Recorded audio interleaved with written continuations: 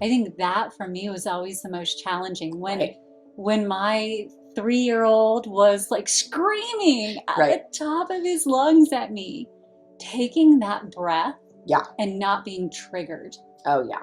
That's the hardest thing because you have your job, you have your partner who's already like, what's going Yeah. on? And then to have that opportunity to not just be triggered and react, but to, and as you said, sometimes it's just messy and Yeah. that's going to Yeah. happen. It's going to happen. And to not like hold yourself to those few times That's that you're right. triggered. Of course. But Because you're human. yeah. Yeah.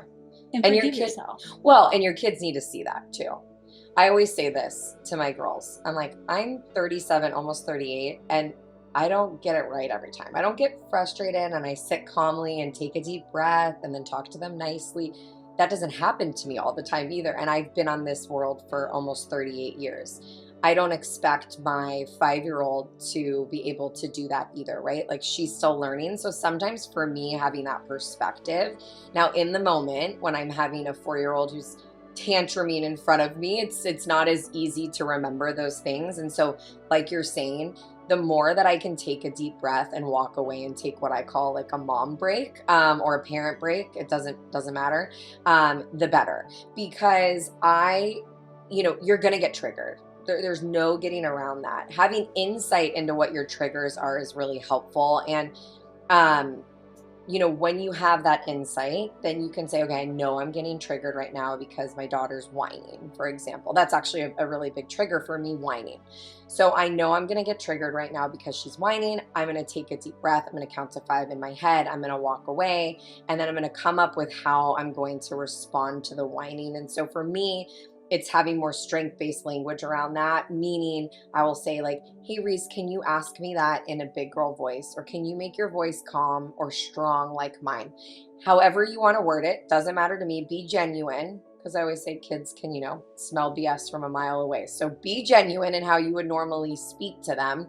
But I'm telling her how I want to see her behave instead of turning around, which what I would want to do and be like, stop whining.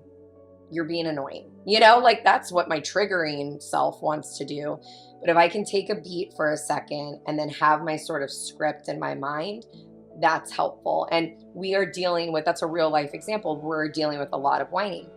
So I think my husband and I say in a day, 20 times a day for her to use a big girl voice. But we know that that's such a trigger to both of us. And we've come up with this phrase that we say to her and we're both on the same page. And that just came out of, she's whining a lot. How are we going to handle this when we were both calm? So not in the moment, right? So she's not whining at dinner and my husband and I are like, what do we do? Blah, blah. She was already asleep. We were like, she's whining so much. What can we do to help? And then you kind of come up with a plan, which is so much better. Yes. And in the moment. And to do it together. Yeah. To talk about it together in the calm. Yep. And create a plan. Yeah. And it's unified. And it's so hard, right? Being a unified parent is key. Like you need to be up here and your kids need to be underneath. It can't be like, Reese and I over here and Josh under here. Like Josh and I need to be the united ones up top. That is very challenging to do every day because one, we're different sexes. I'm raising the same sex. He's raising the opposite sex. We were raised in 2 different households. We have 2 different personalities. Obviously, I'm sure my background doesn't maybe help him feel confident sometimes in situations, or it's annoying. I'm not going to speak for him, but I'm sure. And so there's all of that plays a part. But the more we practice having these conversations together and providing the feedback to our kids or the interventions we're going to use or the solutions where him and I are united, that's when it works the best. Not just if he's leading the way or I'm leading the way. It has to be where our kids are like, oh no, like mom and dad, they talk, they know what's going on. I can't sort of ask mom something, she says no, and then go to dad and he's going to say yes. And that you have to work at. That's just not a natural piece. Yeah. And just like you said, kids can smell BS from a mile away. They can smell separation in the ranks. Oh, totally. From a mile away. 100%. 100%. And they will use that to get what they want Yep. in RV. And that's smart. I Oh, mean, it's so smart. you can't fault them for that. No, again, like some people are like, oh, my child's so manipulative. I'm like, they're not manipulative. They're just smart.